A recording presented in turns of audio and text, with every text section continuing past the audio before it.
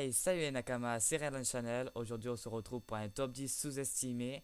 Alors, je vais vous expliquer le fonctionnement de ma chaîne, c'est-à-dire ce que je vais faire tout le long de mon parcours sur YouTube, sur cette chaîne, qui sera dédiée à One Piece. Bon, allez, on enchaîne à la 10e position.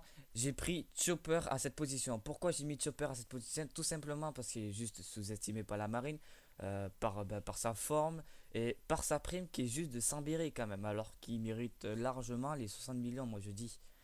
Voilà, rien de plus, rien de moins. Voilà, c'est tout simple.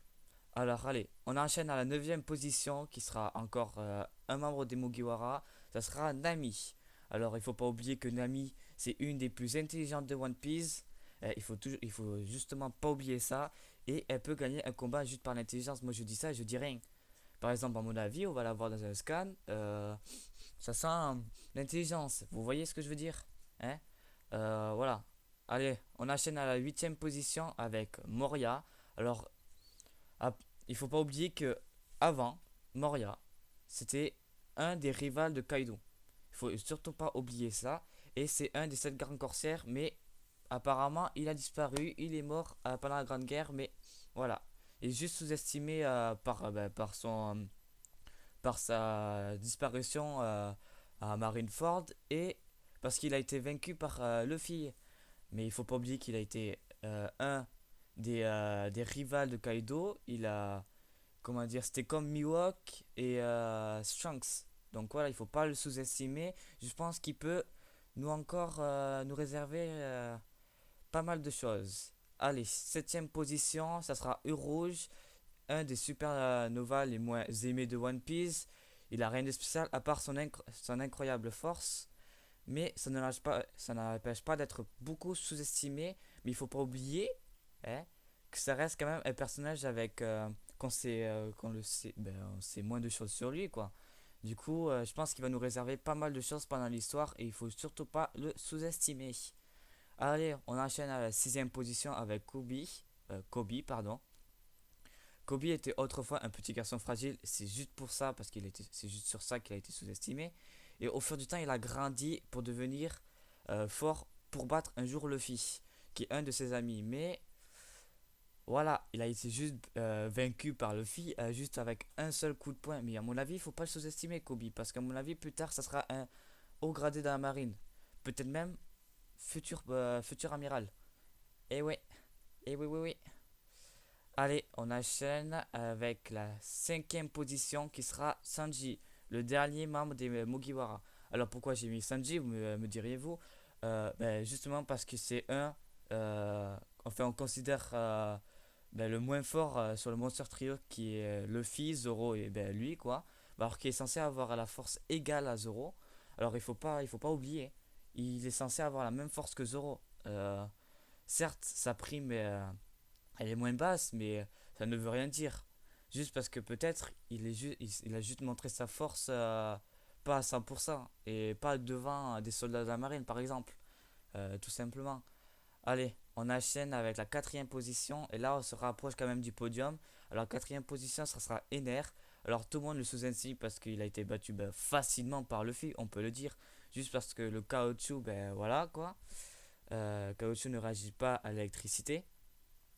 Mais il faut pas oublier que Oda a affirmé quand même que Ener serait un des hommes les plus puissants sur la mer Bleue.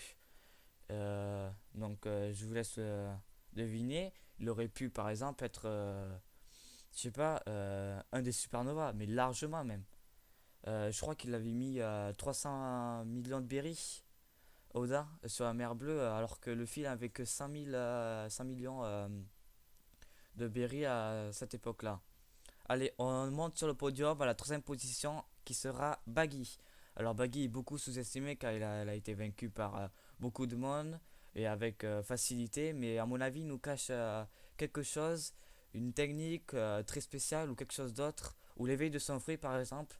Et il ne faut pas oublier que c'est maintenant un des 7 grands corsaires et peut-être un jour un des 4 empereurs. Allez, on monte à la 10e position qui sera Vergo, qui est un des bras droits de Doffy et un des plus forts sûrement, mais il a été vraiment déglingué, on peut dire vraiment déglingué, il a été déglingué par l'eau, mais il faut pas oublier qu'il a déglingué quand même Smoker et Corazon. Et aussi, il a cassé un os de Sanji, si je me souviens bien. Du coup, voilà, on croyait qu'il était fort et tout, mais non, il a été vraiment un seul coup d'épée déglingué par l'eau. Ben, du coup, c'est pour ça qu'il a été sous-estimé. Voilà, on le trouve nul maintenant. Il est mort en plus sur l'arc où on l'a découvert avec Monet, donc voilà. Avant de finir le top 10, je voudrais juste remercier mes amis de la page fan de One Piece, que vous trouverez en description, c'est une page Facebook. Alors, tout d'abord, mentions honorables, il y aura César Clown. Alors, pourquoi César Clown? Tout simplement parce que ben, dans l'arc Punk Hazard, il était fort, ben, on le craignait en quelque sorte, hein, ben voilà, il a créé des armes et tout, des armes chimiques, faut pas oublier. Il possède Logia, ben, pas n'importe quoi, hein. En plus. Logia du gaz, il peut arrêter l'oxygène et tout, très puissant, mais voilà, il se fait capturer par tout le monde, par les Mugiwara, par, je spoil, mais Big Mom, etc., etc. Donc il est méga sous-estimé maintenant, alors qu'il reste quand même assez fort. Tashigi, elle peut être forte, elle peut être forte, très forte même, mais voilà, ben, on la voit pas à 100% de sa force, toujours sauvée par quelqu'un, ben, surtout par Zoro sur l'arc Punk-Hazard. Euh, Après, il y a Kinemon qui est quand même un puissant samouraï, mais qui est sous-estimé rien que par son fruit. Voilà, voilà, tout simplement. Sous-estimé par son fruit, il est bah, aussi bah, dans les comas contre Adresse Rosa, pas très utile aussi. Ben voilà, tout simplement. Allez, on enchaîne tout de suite à top 1 qui sera Shiki. Alors vous allez dire, mais pourquoi Shiki? Ben, tout simplement parce qu'il a été vaincu deux fois par un homme de East Blue, c'est-à-dire Gold Roger et Luffy. Mais il faut pas oublier que Shiki, quand même, c'est un des pirates qui a la même renommée que Goldie Roger et Barbe Blanche, c'est-à-dire un pirate légendaire. Et il reste quand même très fort et c'est un des seuls hommes à pouvoir échapper, à- qui a pu s'échapper, pardon, de Marineford. Donc il reste quand même très fort. Il a quand même tenu tête à Garp et à Sengoku à Marineford alors il est descendu tout seul à 6h du mat en solo quand même. Et voilà, il reste quand même très fort. C'est juste qu'il n'a pas eu de chance contre le FIB, il a été vaincu, voilà, tout simplement. Il est sous-estimé à cause de ça. Voilà. Allez, moi je vous dis au revoir. J'espère que cette vidéo vous aura plu. Alors c'est juste mon premier commentaire, donc il ne faut pas trop me juger s'il vous plaît, hein.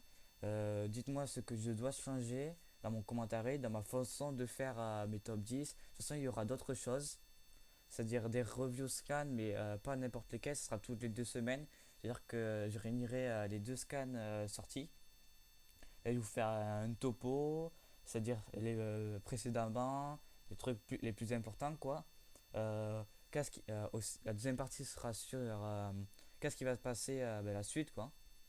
Voilà. Et je donnerai mon avis sur les deux scans et peut-être je serai accompagné de un de mes amis de la page fan de One Piece. Alors c'est pas sûr, il faut juste que j'installe les logiciels, mais voilà, rien de plus.